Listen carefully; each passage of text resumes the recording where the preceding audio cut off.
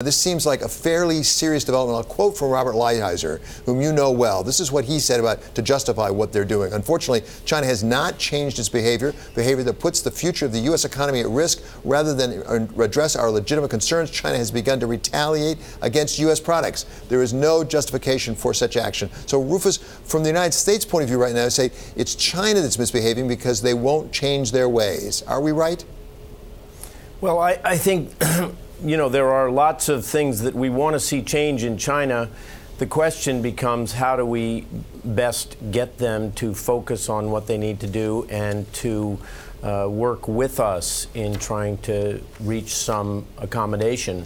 That's not going to happen simply by virtue of retaliation, counter-retaliation. At some point, this battle has to stop. The two sides have to start talking about it.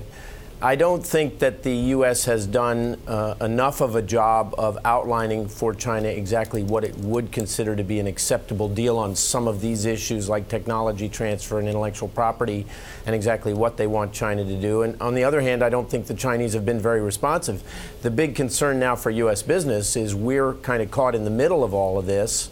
We're watching tariffs go up, retaliation, counter-retaliation, now probably counter retaliation by China, and that creates huge uncertainty for businesses. In the short term, the problem is how do you adjust to all of these rapidly changing tariffs, and in the longer term, will they become permanent? Will the U.S. and China have a real breach in their relationship, or will we get a deal that creates better circumstances for trade and investment between the U.S. and China? So, Rufus, you've been involved in any number of these negotiations. We know, as far as we can tell, there aren't any official negotiations going on at a high level between the United States and China.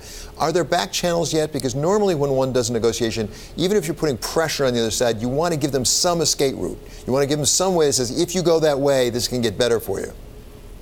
I think it's extremely important when two governments get into this kind of a situation with each other that they, even if they're fighting on the official front, that they have something going on in the background that enables them at some point to declare a sort of a ceasefire and start working with each other to solve the problem.